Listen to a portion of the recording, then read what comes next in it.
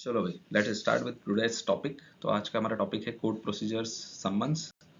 ठीक है, इसमें थोड़ा कॉम्पिटेंसीज देख लेते हैं आपकी। तो इसमें अगर अपने कॉम्पिटेंसीज में देखते हो तो ये सारा है आपके कोर्स में कि कोड प्रोसीजर्स जो हैं including summons and all these things, इसको मैंने थोड़ा सा ब्रेक किया है इजी समझने के लिए सब टॉपिक्स में। ठीक है, तो summons, conduct money, type of witnesses, है ना, रिकॉर्डिंग कैसे होती है एविडेंस की, क्रॉस एग्जामिनेशन, एग्जामिनेशन चीफ, ये सब कैसे होता है, ये सारी चीज़ें हैं आपके कोर्स में। तो इसको एक एक करके देखते हैं। तो आज जो है वो इशूइंग ऑफ समन यानी सम्मन्स और कंडक्ट मनी, इसको थोड़ा सा देख लेते हैं। ठीक है, तो let's start with this scenario based question. You can see 10 number का क्वेश्चन है ना। इसमें क्या क्वेश्चन है कि doctor Indrajit received summons from 2 different courts for the same date. He knows he couldn't ignore either someone, yet he couldn't be in two places at once. सही बात है, एक आदमी दो जगह कैसे हो सकता है एक ही बार में। ये ऐसे ही हो गया जैसे दो जगह से इनविटेशन आ गया। So clouded with confusion he turn to you for seeking guidance. Define someone, advise Dr. Indrajit on how to fulfill his obligation to both courts and give possible consequences of not attending the court. तो आपको यहाँ पे देखो सम्मन क्या होता है ये बताने के 3 नंबर मिलने वाले हैं। डॉक्टर इंद्रजीत को एडवाइस करना है कि वो इस कंडीशन को कैसे, ये जो सीनेरियो देखा है इसको कैसे हैंडल करे, उसके 4 नंबर हैं। और फिर कोई विटनेस अगर अटेंड नहीं करता है कोर्ट तो क्या कॉन्सिक्वेंस होते हैं उसके फिर 3 नंबर हैं। ठीक है, so let's start with what is सम्मन। तो एग्जाम में जब अपन लिखेंगे तो कुछ ऐसे लिखेंगे, सम्मन्स सपीना।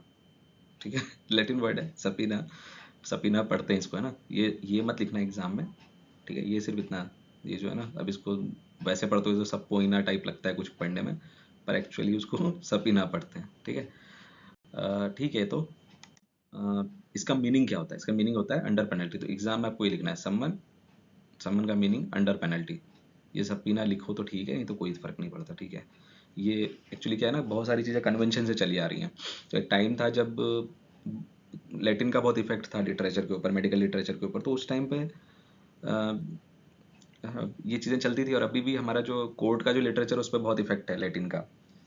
तो ठीक है, वो चीज़ें कन्वेंशनली चली आ रही हैं, बट अगर प्रेजेंट जनरेशन के लिए मैं कहूँ तो मुझे नहीं लगता कि बहुत ज़्यादा ज़रूरत है इस चीज़ की कि आपको ये सारा पता हो। इतना ठीक है। सम्मन्स का मीनिंग होता है अंडर पेनल्टी, ये लिटरल मीनिंग होता है। डेफिनेशन क्या होती है? ये डेफिनेशन है। डेफिनेशन क्या है कि अ डॉक्यूमेंट कंपेलिंग, मतलब सम्मन is a document compelling the attendance of a witness in a court of law under penalty on a particular day, time and place for the purpose of giving evidence. अब अगर आप इसको देखो तो ये कुछ कुछ इनविटेशन जैसा लगता है। और मैंने देखा कि एग्जाम में कुछ बच्चों ने आंसर में ये लिखा भी है कि सम्मन क्या है, तो बोलते summons is an invitation from court. So ठीक है, थोड़ा देख लेते हैं कि इनविटेशन से कैसे डिफरेंट है ये। देखो, इनविटेशन भी एक डॉक्यूमेंट होता है। आपको शादी की पत्रिका मिलती है या फिर कुछ क्या बोलते हैं, कोई कार्ड मिलता है किसी पार्टी को अटेंड करने का, तो उसमें क्या होता है, वो भी तो एक डॉक्यूमेंट ही तो होता है। Compelling the attendance of a witness, तो कंपेलिंग नहीं करता है वो। इनविटेशन में क्या डिफरेंस होता है? इनविटेशन कंपेल नहीं करता है आपको, इनविटेशन जस्ट इनवाइट करता है ना, रिक्वेस्ट कर रहा होता है बेसिकली कि आप अटेंड करो, है ना, of a witness in a court of law. और एक और चीज़, आप विटनेस नहीं होते वहाँ पे, आप उसको जो चीज़ होने वाली जो घटना उसको देखने जा रहे होते हो, ना कि कुछ बताने जा रहे हो। तो यहाँ क्या कर रहे हो आप, कोर्ट में आप बताने जा रहे हो कि आपको क्या नॉलेज है, लेकिन वहाँ पे आप एक्चुअली एक जो घटना हो रही है उसके साक्षी बनने जा रहे होते हो। ठीक है, इन ए कोर्ट ऑफ लॉ, वहाँ पे भी कुछ दिया होता है। यहाँ पे आपको कोर्ट में जाना होता है संबंध में, इनविटेशन में आप जो भी बर्थडे, मैरिज हॉल, वहाँ जाना होता है। अंडर पेनल्टी नहीं, अंडर पेनल्टी नहीं होता है, बस ये डिफरेंस है। वहाँ पे वो वैसे बुलाते हैं मानस के राजहंस भूलना जाना आने को, वो रिक्वेस्ट होती है। यहाँ पे अंडर पेनल्टी है। On a particular day, time and place, तो वहाँ भी होता है, यहाँ भी होता है।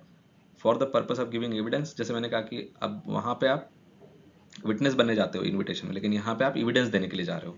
ठीक है, तो ये हो गया आपका सम्मन। ये डेफिनेशन आपने एज इट इज लिख देनी है, यानी कि कैसे लिखोगे एग्जाम में, आप लिखोगे summon meaning under penalty and definition की summon is a document compelling the attendance of a witness in a court of law under penalty on a particular date, time and place for the purpose of giving evidence. ये पूरा लिखना है ना, इसमें से कुछ छोड़ोगे तो चीज़ें फिर गड़बड़ होगी। अगर अंडर पेनल्टी नहीं लिखा तो भी आपकी डेफिनेशन मिस्टेकन रह जाएगी, नंबर कटेगा उस बात का। या फिर ये नहीं लिखा, या फिर ये पर्पस नहीं लिखा। ठीक है, तो ये पूरा अच्छे से ही लिखना है डेफिनेशन तो आपको। और ये थोड़ा सा जस्ट सोर्स बता रहा हूँ कि जो भी हम अभी आगे डिस्कस करने वाले हैं उसका सोर्स क्या है। तो ये BNSS जो है आपका भारतीय नागरिक सुरक्षा संहिता, उसी में से सारा सम्मन का हमने मटेरियल लिया है, ठीक है। और ये एक सम्मन आपको दिखा देता हूँ, ये मुझे खुद मिला हुआ सम्मन है। तो ये सम्मन में आपको पूरा इसमें इसी सम्मन के आधार पर पूरा पढ़ाता जाऊँगा आगे, है ना। जो सेंसिटिव इन्फॉर्मेशन है वो मैंने छिपा दी है। बाकी यू कैन सी यहाँ पे क्या लिखा हुआ है, सम्मन्स टू विटनेस, है ना। एक डिस्ट्रिक्ट एंड सेशन कोर्ट है Hisar, in the court of doctor Gagandeep Mittal. हमारे जज साहब जो हैं डॉक्टर भी होंगे, इसलिए डॉक्टर गगनदीप मित्तल लिखा, नहीं तो मिस्टर मिसेस होता, है ना। वो सारा लिखा है यहाँ पे, आप देख सकते हो केस की डिटेल्स हैं, पुलिस FIR नंबर वगैरह है, स्टेट ऑफ हरियाणा वर्सेस जो भी अक्यूज है उसका नाम होगा यहाँ पे, है ना। सेक्शंस लिखे हुए हैं IPC के, कौन कौन से उस टाइम जो IPC के सेक्शन थे वो, किस डेट पे कोर्ट में आना है वो लिखा हुआ है। मेरा नाम लिखा हुआ है दलीप, पंजाबी में दिलीप को दलीप कर दिया उन्होंने, है ना, ठीक है। और बाकी मेरा एड्रेस वगैरह, और आगे ये पूरी डिटेल लिखी। इसको मैं पढ़ता हूँ किसी और अगली स्लाइड में, पर ठीक है, इस तरह से होता है एक सम्मन, ठीक है। ये पढ़ के समझाऊंगा तुम्हें क्या क्या लिखा हुआ है इसमें। सो चलो यहाँ से शुरू करते हैं। Nature of issuing code. तो सम्मन के जो टाइप हैं वो कैसे हो सकते हैं, सिविल कोड से आ सकता है, क्रिमिनल कोड से आ सकता है, और वो कौन से सेक्शन में आता है। जो बच्चों को बहुत ज़्यादा रटने की आदत है वो देख लेना, नहीं तो अदरवाइज इसकी कोई ज़रूरत नहीं है, ठीक है। Civil code obviously civil procedure code से करता है, और क्रिमिनल कोड जो अब BNSS से करता है, ठीक है। अब आगे जो आपकी बुक्स में दिया होता है वो बेसिकली ऐसे ही दिया होता है कि दो तरह के होते हैं सम्मन।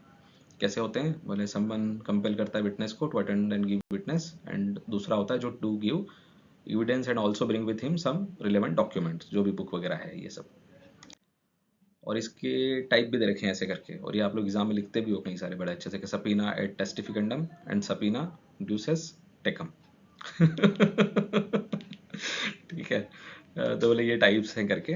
अब तो प्रैक्टिकली इसको देख लेते हैं, इनके संबंध में एक्चुअली सम्मन के टाइप को समझने के लिए, कि इस सम्मन को हम पढ़ते हैं तो थोड़ी कुछ चीज़ें क्लियर होंगी।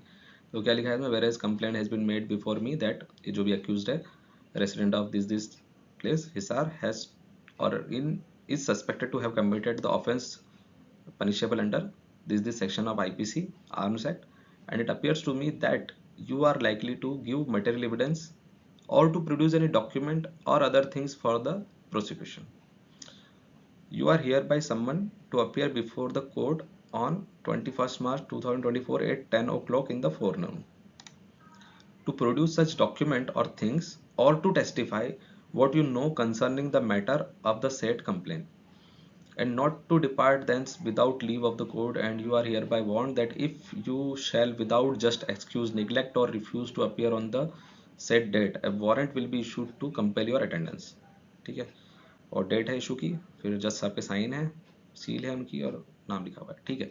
तो एक चीज़ देखो इसमें, अभी बुक आपकी क्या कहती है कि संबंध दो तरह का होता है, एक में आप टेस्टिफाई करने जाते हो, और एक में आप क्या करते हो, कुछ मटेरियल चीज़ें लेके जाते हो। यहाँ देखो क्या लिखा हुआ है, अभी अभी तो पढ़ा है तुम्हें, टू प्रोड्यूस सच डॉक्यूमेंट और थिंग्स, और टू टेस्टिफाई व्हाट, और टू टेस्टिफाई।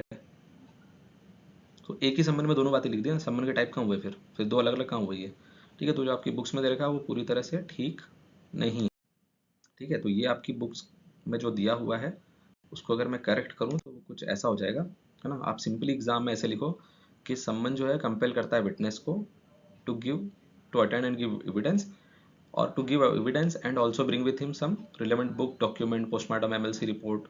तो इसको कंबाइन ही कर दो कि सर या तो अटेंड करके एविडेंस देना है, टेस्टिफाई करना है, और दूसरा हो सकता है साथ में कुछ सामान भी ले जाना हो, ठीक है ना। थिंग्स अंडर इज कंट्रोल भेजाना, जिसमें स्लाइड हिस्टोपैथ की स्लाइड होती हैं, ब्लॉक्स होते हैं, CT वगैरह, कुछ भी जो भी आपके कंट्रोल में हो वो ले जाना हो सकता है।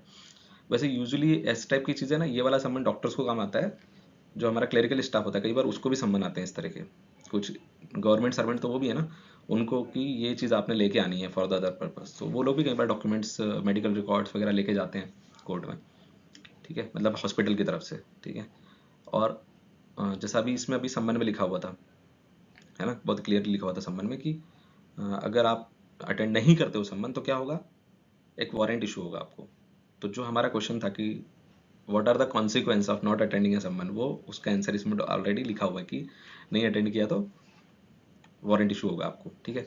और एक और भी चीज़ है जो BNS 210 में मैंने देखी, उसमें क्या लिखा हुआ है कि 6 महीने की सज़ा और 10,000 रुपये जुर्माना। तो ये आप याद रख लो, सम्मन से जुड़ी हुई कोई भी चीज़ जो है उसकी सज़ा और जुर्माना यही है, यानी कि simple imprisonment up to 6 month and fine up to 10,000 rupees, ये दोनों या फिर दोनों ही चीज़ें, तो ये आपको हो सकती है।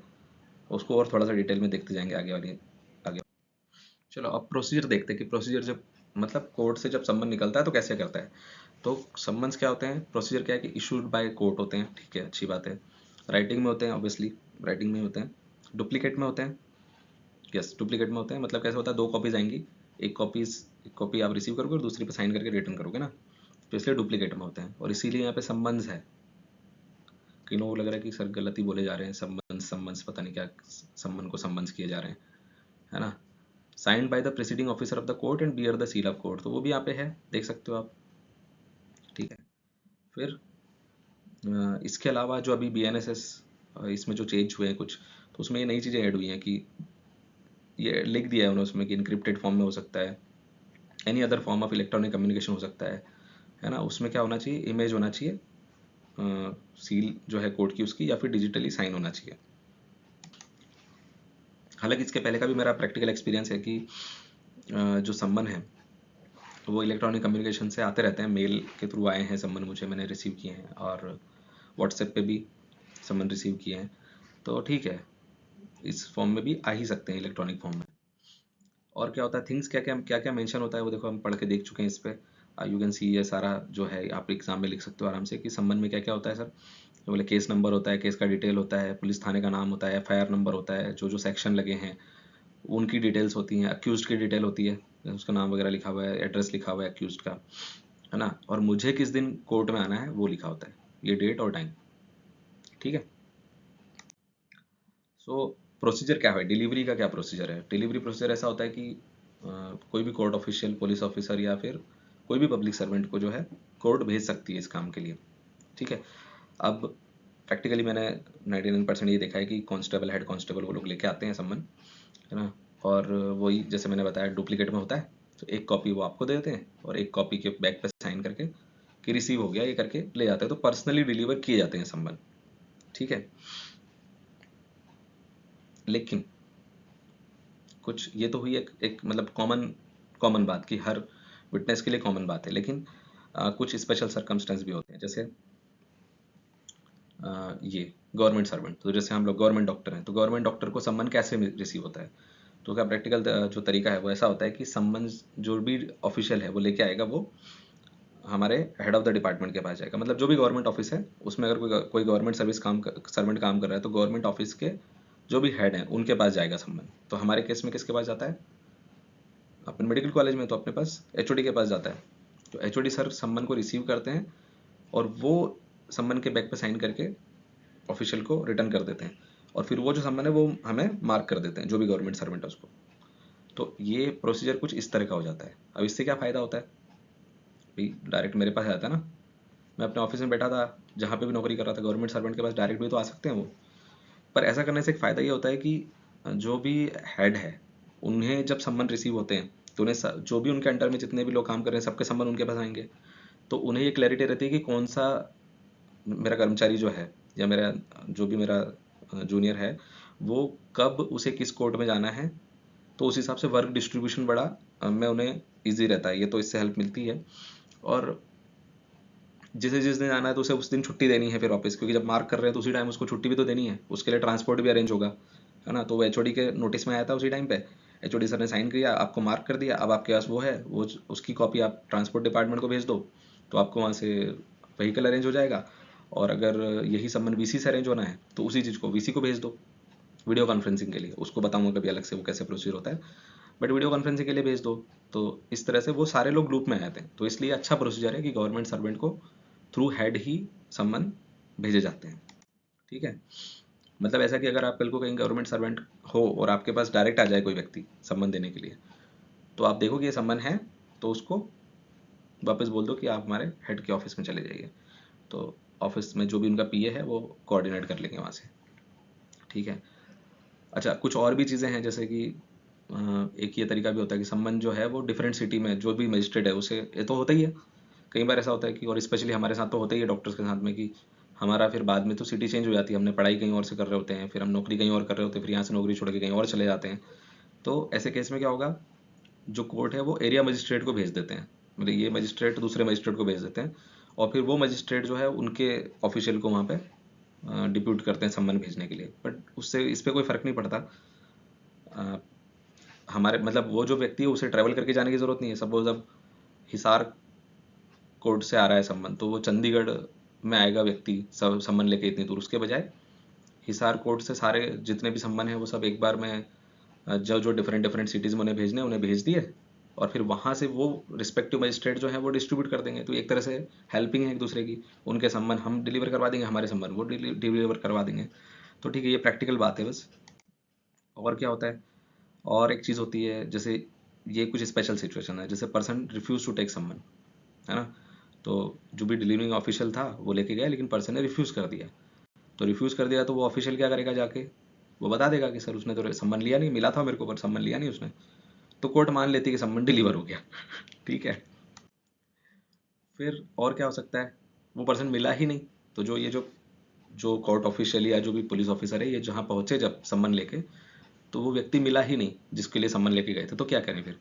तो ऐसे में ये है कि उसके घर पे कोई भी एडल्ट मेंबर हो, फैमिली मेंबर, उसको सम्मन दे के सेम कोई भी एडल्ट मेंबर उसके बिहाफ पे सम्मन रिसीव कर सकता है ना। तो वो जो एडल्ट पर्सन है वो रिसीव कर लेगा कॉपी और साइन करके वापस कर देगा, है ना। इसमें बस एक चीज़ है कि इसके अंदर सर्वेंट जो है वो फैमिली मेंबर नहीं माने जाते हैं। ठीक है। तो ये आपका ऑब्जेक्टिव यहाँ पे एक बन सकता है कि a person is not found, so the summons can be delivered by the police officer too, और टू में फिर उसमें कर दिया कि मदर, फादर, वाइफ, सर्वेंट। तो सर्वेंट फैमिली मेंबर की गिनती में नहीं आता है, तो कोर्ट उसको डिलीवर नहीं मानेगी, है ना। अदरवाइज आपके फादर को, मदर को, वाइफ को, किसी भी एडल्ट मेंबर को अगर सम्मन किसी ने रिसीव कर लिया तो ऐसा माना जाएगा कि आपको सम्मन मिल गया। ठीक है। फिर और क्या सिचुएशन हो सकती है, और ये सिचुएशन हो सकती है कि घर पे कोई मिला ही नहीं। वो हर किसी की फैमिली थोड़ी होती है, कुछ लोगों की फैमिली नहीं भी होती है, वो अकेले ही रह रहे होते हैं, तो वहाँ पे घर पे कोई मिलेगा नहीं, घर पे तो ताला मिलेगा। तो फिर ऐसे में क्या हुआ, जो सर्विंग ऑफिसर वो क्या कर सकता है, वो अफिक्स कर सकता है, घर के बाहर सम्मन को चिपका के जा सकता है वो। ठीक है। पैसे में भी सम्मन डिलीवर मान लिया जाता है ना। उसके बाद में ये ज़रूर है कि अ, या तो कोर्ट ये मान लेगी कि हाँ भाई आप जानबूझ के गायब थे वहाँ से, तो फिर वो डिक्लेयर कर देते हैं कि हाँ आपको सम्मन मिल गया है।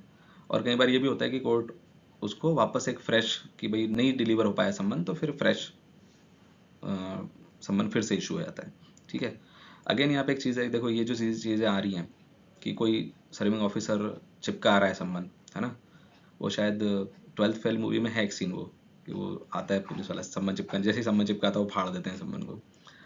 ठीक है। तो ऐसी कुछ अगर होता है तो उसमें सजा का प्रावधान है, मतलब वही again simple imprisonment up to 6 month and 10,000 rupees fine और बोथ। ठीक है। चलो, और क्या हो सकता है, जैसे ये कि भाई कोई इंटेंशनली प्रिवेंट कर रहा है, ये जब चिपका रहा था ऑफिसर, तो चिपकाने में कोई व्यक्ति, दूसरा ही व्यक्ति आके और अ, चिपके हुए सम्मन को फाड़ रहा है, चिपकाने नहीं दे रहा है सम्मन, तो वहाँ पे भी सेम ही से 6 महीने की सजा और 10,000 रुपये जुर्माना उस व्यक्ति को भी हो सकता है। ठीक है। तो ये तो कुछ कॉन्सिक्वेंस हैं डिलीवरी में हर्डल डालने के। ठीक है।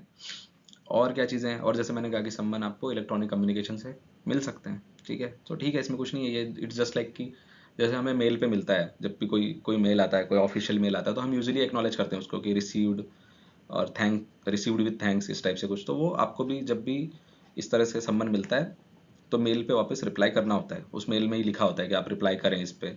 या कई बार व्हाट्सएप पे मिलता है तो व्हाट्सएप पे भी ये वो उधर से रिक्वेस्ट आती है कि आप काइंडली कंफर्म कि आपको रिसीव हो गया है। तो ठीक है, एक्नॉलेज कर दो उस चीज़ को कि रिसीव हो गया। और जैसा मैंने बताया कि अगर जो पोस्ट अगर रजिस्टर्ड पोस्ट से भेजा तो वो भी भेज सकती है कोर्ट, किसी भी तरीके से सम्मन भेज सकती है, पर्सनली भेज सकती है, रजिस्टर्ड पोस्ट से भेज सकती है, इलेक्ट्रॉनिकली भेज सकती है, और वो मेक श्योर कर सकती है कि आपको सम्मन डिलीवर हो गया है। ठीक है। तो जैसे अब मैंने बताया था पहले भी कि पोस्टमैन लेके आया सम्मन, आपने रिफ्यूज़ कर दिया, सम्मन लेना ही नहीं मेरे को, तो वो मान लेंगे कि सम्मन डिलीवर हो गया, क्योंकि पोस्ट ऑफिसर वहाँ पे रिपोर्ट करेगा कि मैं गया था सम्मन लेके, उन्होंने लिया नहीं। ठीक है। तो कोर्ट का डिस्क्रिप्शन है कि किस सम्मन को डिलीवर मान लेगी और किस सम्मन पे आपको फ्रेश सम्मन इशू करेगी। वो डिपेंड करता है विटनेस के ऊपर भी। डॉक्टर्स को यूजुअली सम्मन फिर से फ्रेश सम्मन इशू हो जाते हैं ऐसे केसेस में। चलो, अब यहाँ पे ये बात आती है, अब इसी चीज़ की बात कर रहे थे कि जिसको सम्मन किया था उसने कोर्ट अटेंड नहीं किया। तो कोर्ट अटेंड नहीं किया तो क्या, फिर आप अपना जो भी वैलिड और अर्जेंट रीज़न था वो बता दो कोर्ट को, कन्वे कर दो कोर्ट को कि इस कारण से मैं नहीं आ पाया था। तो नेक्स्ट डेट जो है आपको फिर नेक्स्ट हियरिंग डेट इशू हो जाती है। ऐसा कब हो सकता है?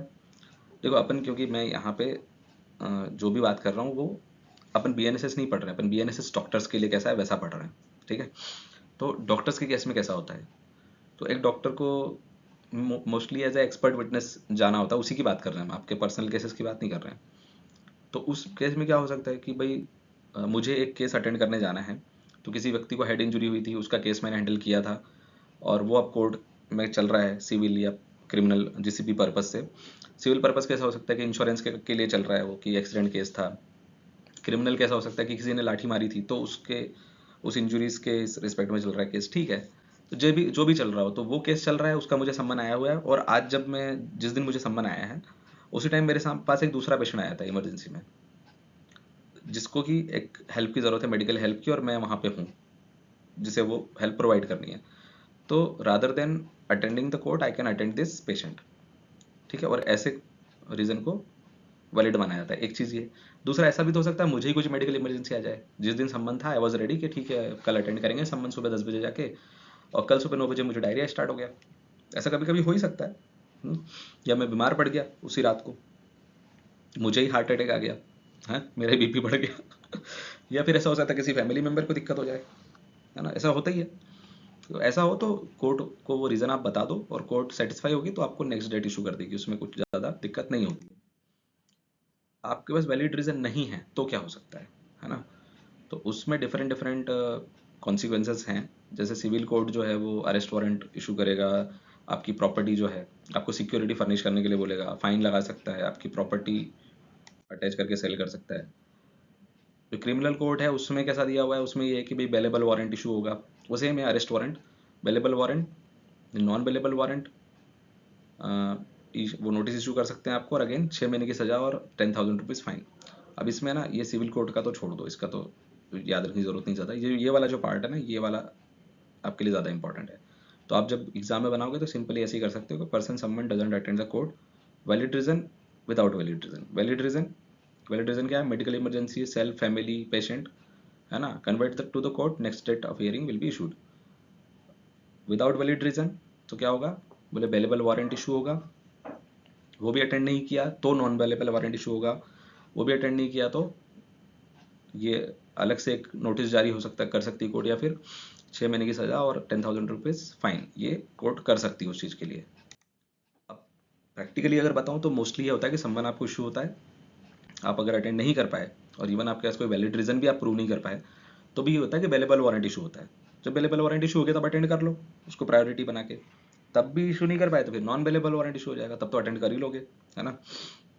तो 99 मतलब मैंने 99 पॉइंट भी बोलना वो होगा, मतलब कम ही रहेगा कि मैंने तो आज से अभी तक अपने प्रैक्टिकल एक्सपीरियंस कभी नहीं सुना कि किसी डॉक्टर को इस बात के लिए सजा हुई हो, है ना। इवन ये भी अगर वो हो जाए, नॉन अवेलेबल भी हो जाए, तो फिर कोर्ट कैसे भी करके आपका एविडेंस करवा लेती है। और अब क्योंकि कोर्ट का पर्पज़ वहाँ पे उस केस को सॉल्व करना है, ना कि आपको सजा देना, तो ये होता नहीं है, पर आपको ये पता होना चाहिए कि ये है उसमें प्रोविज़न। तो किसी दिन आपके साथ हो जाए और फिर मैं आपको यहाँ पे एज एग्जाम्पल पढ़ाऊँ, ऐसा ना हो ठीक है। चलो, अब जैसा कि यहाँ पे हमारे डॉक्टर इंद्रजीत के साथ हुआ था, तो वैसा एक सिनेरियो यहाँ पे है, यू कैन सी कि summon received from two court to appear on the same date. अब आप देख सकते हो ये वाला जो सम्मन है इसमें भी 21 मार्च की डेट है, इसमें भी 21 मार्च की डेट है, ठीक है। तो अब क्या किया जाए ऐसी स्थिति में, तो ऐसी स्थिति को सॉल्व करने का तरीका होता है ये है राइट आंसर। आप लोग क्या करते हो, आप सीधे शुरू हो जाते हो, आप सीधे ये लिखते हो, आप क्या लिखते हो कि क्रिमिनल कोर्ट और सिविल कोर्ट और हायर कोर्ट और लोअर कोर्ट, ठीक है। अगर आपको दो कोर्ट से सम्मन इशू हुए हैं सेम डेट के, तो what should you do, you should try to attend both the courts, this is the right answer, okay. जरूरी नहीं ना एक कोर्ट अटेंड किया वहां से फ्री होकर दूसरे कोर्ट में चले गए, ठीक है। हाँ, अब ये है कि मोस्ट ऑफ द टाइम ऐसा करना पॉसिबल नहीं होगा क्योंकि दोनों कोर्ट अलग अलग जगह के होंगे। तो फिर ऐसे में क्या करना है, तो फिर ये करना है कि criminal court gets priority over civil court and higher court जो है get priority over lower court. इसको भी तुम लोग कई बार क्या करते हो, एग्जाम में लिखते हैं हाई कोर्ट बना देते हो हायर कोर्ट को, ठीक है, वो हायर कोर्ट है, ठीक है। अब इसमें एक चीज़ है लेकिन जैसे मैंने बताया, अब जो है ना सिस्टम थोड़ा चेंज हो गया अटेंड करने का। मोस्ट ऑफ द जो आपको सम्मन रिसीव होते हैं आप वीडियो कॉन्फ्रेंसिंग के थ्रू अटेंड करते हो। तो VC facilities most of the hospitals में आ चुकी है, और जहाँ नहीं आई है वहाँ पे बहुत स्पीड से आ रही है। डिजिटलाइजेशन बहुत तेज़ी से हो रहा है इंडिया का। कोर्ट्स जो हैं, most of the courts Haryana, Punjab के, चंडीगढ़ के कोर्ट तो अब इक्विप हो चुके हैं वीडियो कॉन्फ्रेंसिंग से। हिमाचल में और इधर कहीं पे जहाँ पे नहीं हुए वहाँ भी हो रहे हैं। एमपी में भी, जैसा मैंने जितनी मेरी जानकारी, वहाँ पे भी काफ़ी जगह आ गया है। तो और धीरे धीरे बढ़ ही रहा है। तो आने वाले 3-4 सालों में शायद ही कोई कोर्ट ऐसा बचेगा जिसके पास वीडियो कॉन्फ्रेंसिंग की फैसिलिटी नहीं हो, है ना। तो ऐसे में फिर क्या होगा, समन रिसीव फ्रॉम 2 कोर्ट, 2 क्या 3 4 कोर्ट से रिसीव हो जाए सेम डे के, क्या फ़र्क पड़ता है। जब वीडियो कॉन्फ्रेंसिंग ही करनी है तो मैं एक ही अपने सेंटर पे, अपने ही हॉस्पिटल में बैठ के, अपने वीडियो कॉन्फ्रेंसिंग के सेटअप में बैठ के 4 कोर्ट अटेंड कर सकता हूँ। जैसे एक कोर्ट ने सुबह का 10 बजे का टाइम दिया है, ठीक है, तो ठीक है सर, इस कोर्ट का 10 बजे का टाइम है। जो अगली कोर्ट है उससे कम्युनिकेट करके वो कर लो कि सर 10 बजे सर का ऑलरेडी, जो डॉक्टर साहब है उनका सम्मन है, तो वो 10:30 बजे, वो आपके वीसी के कोऑर्डिनेटर होते हैं, वो कोऑर्डिनेट कर देते हैं ऐसा। तो मैंने खुद एक ही दिन में 3-3 सम्मन अटेंड किए हुए हैं, कोई इशू नहीं होता, ठीक है। मतलब it's like a video call ना, आप 3 लोगों को वीडियो कॉल कर सकते हो 5-5 मिनट पे, क्या दिक्कत है उसमें, ठीक है। तो ये तो आपका वो हुआ। बट फिर भी अगर ऐसा कुछ सिचुएशन हो जाए कि पर्सनली ही अटेंड करने हैं, और उसमें भी एक सिचुएशन है कि दोनों कोर्ट सेम स्टेटस के हैं, अब ये फिर वही कह रहा हूँ, ये सारी चीज़ें हालांकि थोड़े टाइम में पुरानी हो जाएंगी, पर ठीक है, पता तो होना ही चाहिए कि सीक्वेंस क्या है। सो अगर ये वाली क्रिमिनल और सिविल वाली बात भी सेम हो जाए कि दोनों कोर्ट सेम ही स्टेटस के हैं, तो क्या करना है, तो फिर अटेंड वहाँ से करना चाहिए जिसका सम्मन पहले रिसीव हुआ। ये आपका थ्योरेटिकल आंसर है, ठीक है। और क्या करना है, और ये करना है कि जो दूसरा कोर्ट जो आप अटेंड नहीं कर पा रहे हो उसको इन्फॉर्म कर देना है इस रीज़न के साथ में कि मुझे उस कोर्ट में बुलाया हुआ है, मेरा सम्मन सेम डेट का मेरा सम्मन उधर भी है, वो कॉपी उनको भेज दो, वो कोई दिक्कत नहीं होती, वैलिड रीज़न है, वो बहुत ही वैलिड रीज़न है। तो नेक्स्ट डेट ऑफ हियरिंग आपको फिर इशू हो जाएगी, ठीक है। अब इसमें मैं क्या दिखाना चाह रहा हूँ आपको, जस्ट लाइक जैसे ये दिखाना चाह रहा हूँ, ये डॉक्टर साहब को हमारे एक क्या इशू हुआ है, bailable warrant of arrest of witness, ठीक है, जो मैं अभी बोल रहा था कि सम्मन आपने अटेंड नहीं किया तो क्या होगा। देखो इसमें क्या लैंग्वेज है, पढ़ो इसको। ये district and session court Chandigarh से इशू हुआ है ना, एडिशनल डिस्ट्रिक्ट जज चंडीगढ़ से। इसमें अगेन वही बिल्कुल सम्मन जैसा ही है, कोई डिफरेंस नहीं है, वैसे ये QR कोड और ये सारी चीज़ें, केस डिटेल, नेक्स्ट डेट और सब दे रखा है, बस बेलेबल वारंट ऑफ अरेस्ट। और इस बार ये किसको है, आपको नहीं भेजा उन्होंने, किसको भेजा है, officer in-charge of police station.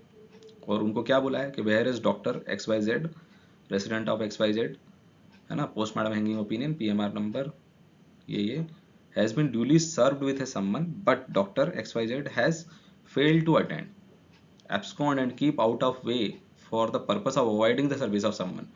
You are hereby ordered to arrest and bring doctor before the court.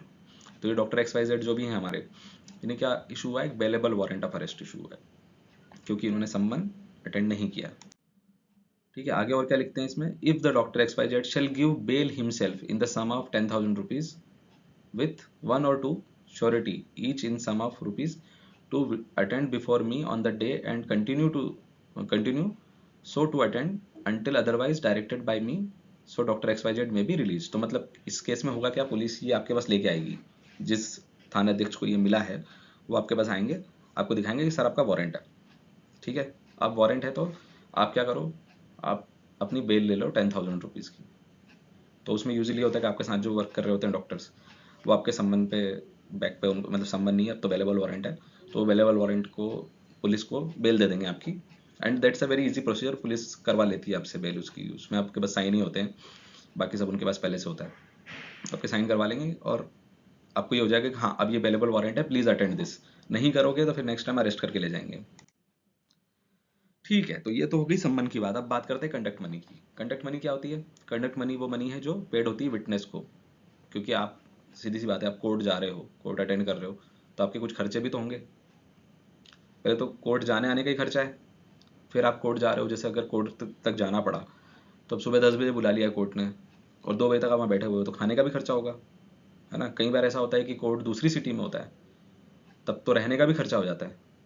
तो आपका रहने खाने का सारा खर्चा ये जो है वो फिर कोर्ट के डिस्क्रिप्शन पे है कि आपको कितना पैसा मिलता है वहाँ से, है ना। वो केस टू केस भी वेरी करता है, सिविल केसेस में यूजली बहुत इजीली ये पैसा मिल जाता है। तो थोड़ा देखते हैं इसको डिटेल में, कंडक्ट मनी को, है ना। सिविल केस में क्या होता है, जो सर्विस जब सम्मन की होती है, मतलब सम्मन जब आपको रिसीव होता है उसी टाइम पैसे दे दिए जाते हैं कि ये एडवांस में पैसे रखिए और इस दिन आपको वहाँ पे आना है। और यहाँ क्या होता है, यहाँ पे क्रिमिनल केस में उस टाइम पे जब सर्विस होती है सम्मन की, मतलब उस टाइम पे कोई पैसा नहीं मिलता। दूसरा, अगर आपको पैसा नहीं मिला तो क्या, तो ये होता है कि ऐसे में भी डॉक्टर ने कोर्ट अटेंड करना चाहिए। मतलब सिविल केस में है, आपको सम्मन मिला लेकिन सम्मन के साथ पैसे नहीं मिले तो क्या करना चाहिए, तो आप अटेंड कर लो और फिर डिमांड कर लो कोर्ट से कि मेरा इतना इतना खर्चा हो गया तो मुझे दिलवाया जाए, है ना। यहाँ पे भी ऐसे ही है, क्रिमिनल केस में तो आपको अटेंड करना ही चाहिए। सम्मन मिला, आपने अटेंड करना ही है। किसमें, इंटरेस्ट ऑफ सिक्योरिंग जस्टिस, उसमें आपको अटेंड करना ही करना है, ठीक है। यहाँ पे क्या होता है, सिविल केस में जो पार्टी है जिसने बुलाया है आपको, वही आपको पेमेंट करती है, तो इसीलिए यहाँ पे ज़्यादा दिक्कत कभी होती नहीं। जैसे सम्मन आता है उसी टाइम पे साथ में पैसे आ जाते हैं। और अगर डॉक्टर को लगता है कि मुझे कम पैसे मिले हैं, सपोज अब ऐसा हो सकता है ना कि आप सपोज चंडीगढ़ में जॉब कर रहे हो और आपको शिमला का सम्मन आया है, शिमला कोर्ट से। अब जाने आने का रास्ता ही 3-4 घंटे का है, तो मतलब 10 बजे कोर्ट पहुंचना, तो सुबह सुबह 5-6 बजे निकलोगे। हो सकता है अपनी गाड़ी से निकलो या टैक्सी करके जाओ या फिर बस में जाओ, जैसे भी वहाँ जाओगे पूरा दिन खराब होगा और सामने वाले ने आपको पकड़ा दिए जी ये लो जी 3,000 रुपये। तो ऐसे में आपका एक्सपेंस कहाँ कंप्लीट हो रहा है, और ऊपर से आज की ओपीडी भी तो छूटी है। डिपेंडिंग अपन आप गवर्नमेंट हो या प्राइवेट हो, गवर्नमेंट सर्वेंट हो तो कोई दिक्कत नहीं है, जैसे आप अपनी ये काम है वैसे ये भी गवर्नमेंट का काम है। पर प्राइवेट प्रैक्टिशनर के लिए तो बड़ी दिक्कत हो जाती है, क्योंकि उस दिन की ओपीडी भी खराब हुई, है ना। तो उस हिसाब से एक अमाउंट मिलना चाहिए, और अगर वो नहीं मिल रहा है तो आप जज से बोल सकते हो, तो जज साहब आपको आपका अमाउंट दिलवा देंगे, ठीक है। अब क्रिमिनल केसेस में क्या होता है, क्रिमिनल केसेस में कोर्ट या फिर गवर्नमेंट ऑफिस आपको पे करता है, ठीक है।